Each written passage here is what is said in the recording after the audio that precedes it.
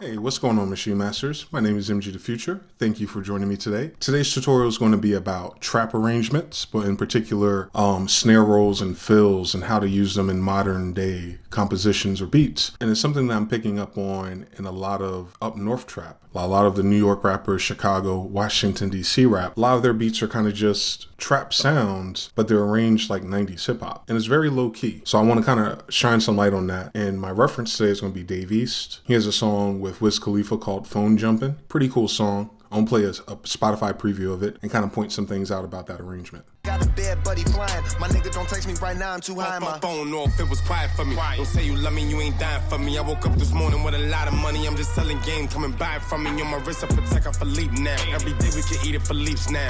It's hard to see through this weed cloud. I'm picking the bags when I leave town. A lot of hammers and a lot of lead. A lot of fanners and a lot of red. Without these cameras, they be probably dead. Hard to keep my balance off a lot of meds. I've been that nigga since Simon Says. I heard that you talk to a lot of feds. So that beat is straight. It's not a lot of triplets, not a lot of hi-hats, but there are transitions or fills. And what they're doing is their fills are being reversed. So it's very low key. You wouldn't notice it in that just listening to it, but you notice at the end of every 4 bars before the bass drops or before the drums drop, there's like this rewind effect. But if you listen to what's being rewound, it's a 808 like a cowbell, it's a hi-hat pattern, or it's the snares. So they're doing that every 4 bars to let you know something's changing. So I'm going to show you how to do that. I'll be using FL Studio, but you could use whatever DAW you want. The principle's universal. The second part is they're using this sample, which I've heard before, Busta Rhymes. So I'm going to play that for you.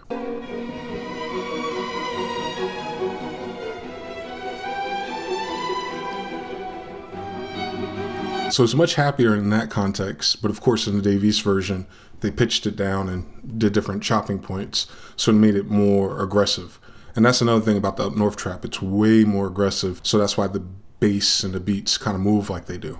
Speaking of that sample though, let's jump into Chrome real quick. And I found it here on Chrome, and the reason why I wanted to show you this is that instead of you doing tight beats and just copying beats or trying to sell beats that are made already, I want you to get into the pocket of making your own derivative work. It's very subtle, it's very different, but I come from a sampling background. So it's never cool to use the same samples or drums as other producers. And as I got used to the internet for the past 17 years, the rules started changing a little bit. However, now a lot of people are having a conversation again about tight beats, and people perceive they're the same. I don't think we could change the fact that we label them tight beats, especially on YouTube, if you hope anyone finds your beats, especially with Designer Panda and some of the other big records the past 2-3 years have been because they search tight beats while they're in the studio. Casanova, all of them. They're telling us in their interviews they're finding them on YouTube. So I think the title should be the same, but I don't think you have to use the same sample or the same chords to make them. So what I do personally, especially on this tutorial, instead of using the psycho theme that we know has been used hundreds of times, I go down the side here and I look at what else do they suggest. And in this case,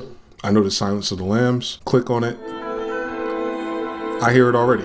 The whole beginning's a sample, right?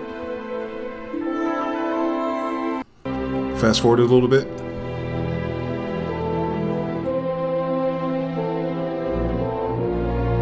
Very similar to the Dave East sample, right? Might even be the same composer, which is perfect. But because I'm using this and they're using that, I have a different energy. I have a different vibe, and that'll force my decisions to grow differently. So instead of doing drums and bass like they did, the tone and key of that sample is going to make me do a different bass, different drums, different everything almost. We can keep them the same tempo, 140 for most trap, but I just want you to keep that in mind when you're making beats, or if you have beat block, don't get in the habit of remaking stuff. Get in the habit of sampling it. And what I mean is sample what makes that beat dope, not remake the dope beat. We've already doing it. Hip hop's already been doing it, but I guess I'll be saying it out loud. Don't let them fool you.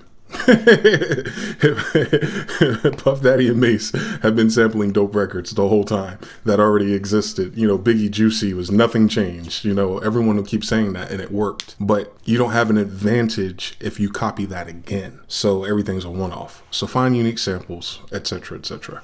But anyway, let's jump in FL Studio and chop this up. So here's the file. There's no markers set yet. I'm just gonna hit find samples. I know around that 30-second mark was where our money was, so it's around here somewhere.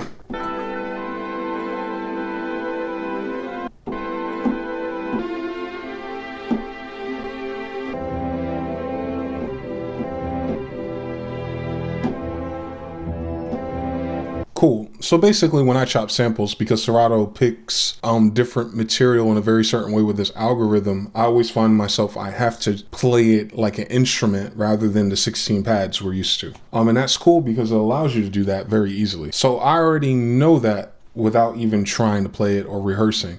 I hear it already. The hard part is remembering what the keys were.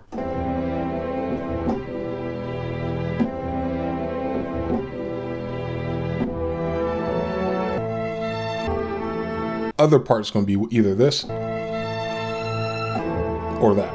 So once you get a groove like that, you're fine. In FL Studio and any program that you're in, make sure you have the metronome on if you don't have drums first. I'm not going to do drums first. Sometimes these samples are not 4/4. 4/4 is a time signature, meaning everything is on the beat. Sometimes these samples are in like 3/4 or 5/7 or some weird time signature, and you hear it without any beat. You could play it in time and loop it, but when you then put it back into a situation where you need 4/4 drums, nothing lines up. So I use my metronome to kind of be an indicator of how close I am. And if I find myself cutting it short to match the loop of the harmony, but not the loop of the beats, I know I have to do some homework. So hopefully we don't have homework on this one.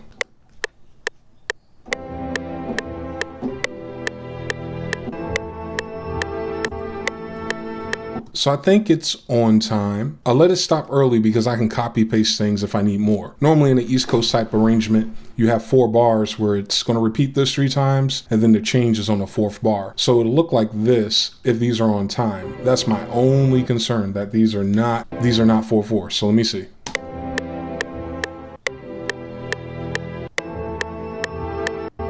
Might be 4/4. So I'm going to adjust these. My latency is out of hand on this particular setup because I was in another program using a lot of plugins. So I don't need to change it, but my MIDI input is not in time at all because it's over that threshold of 20 milliseconds.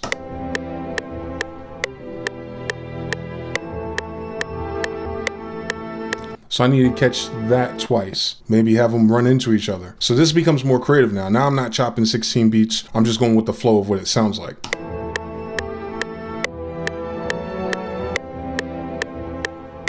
So now let me set the timing of it as I was describing. I'll have this repeat 3 times. You see on that next bar. This will be 4 bars in single time, but it's actually 8 bars in double time, right? So as long as I keep repeating these 3 times, I'm good. So 1, 2, 3, and then on this 4th one, I make sure this is on point.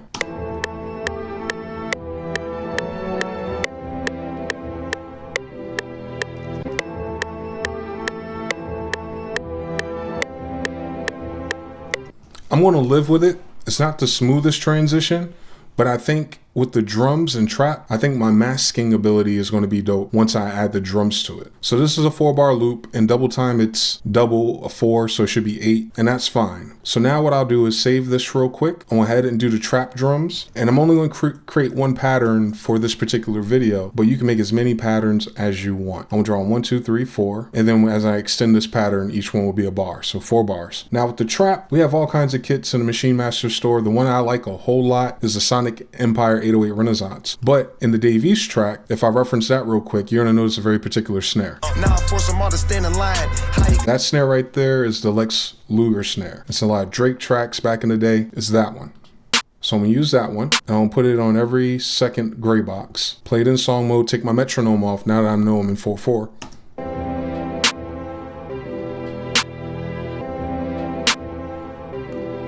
Cool. And then the hi-hats is what moves faster. I think I can get those from Sonic Empire. I think it's one of these kind of hats.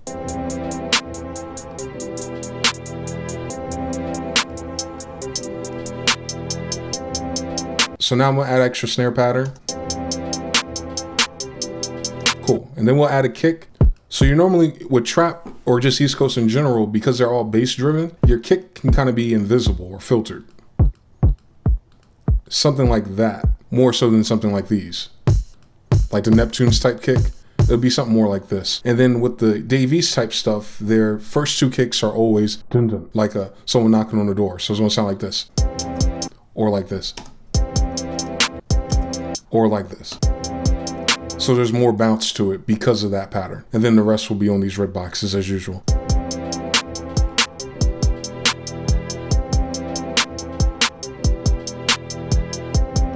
But what I like to do is on these second snares, especially every 2 bars, I like to add a clap to it.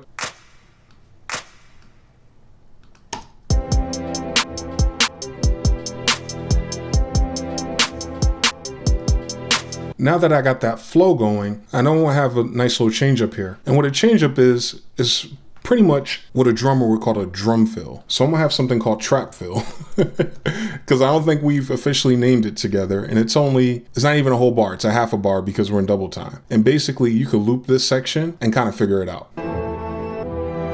And what you could do is put the hi-hats back in. And you could probably start on your snare instead.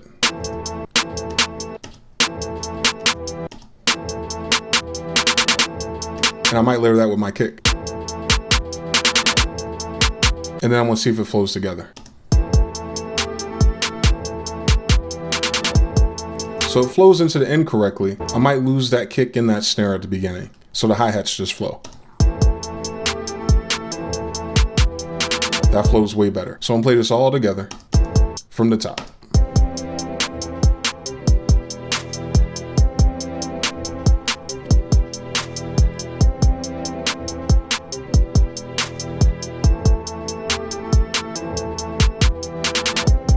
And then when you have that, it stops the beat from getting repetitive. Because you notice if I just loop this part, no matter how many additional sounds or percussions you add, if it's just looping that 1 bar drum, the listener kind of lose interest, especially if you're competing to sell beats.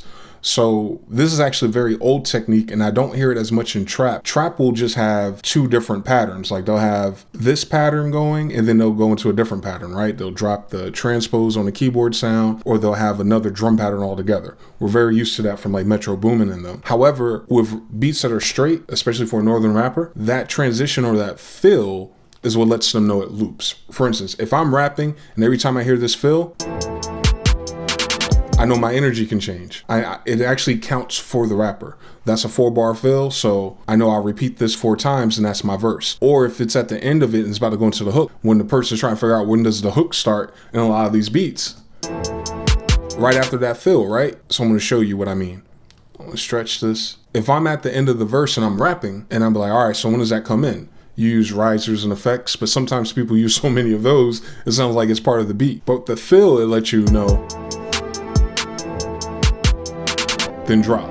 So they know that's the hook. You do the hard work for them by having these fills. Now, to make your fills more interesting, especially since you have to repeat this 4 times in the actual beat for a 16-bar verse, you would do different fills. So I'm gonna clone this fill, and we're gonna do something slightly different to the other fill. So I might do more kicks instead of more snares, right? So something like this.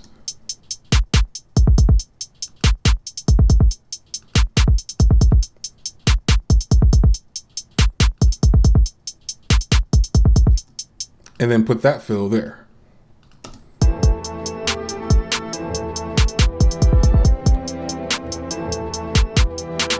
And then you just alternate them, so it never gets boring.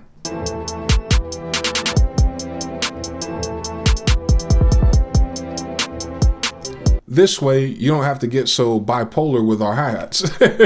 Because the reason why people do so many crazy hi-hats is that they're emulating keeping someone's interest. All the different triplets and patterns that do so much, they sound good, or what we call producer candy, but they're not actually effective when someone's rapping. This pattern here is effective for rapping. Nothing changes.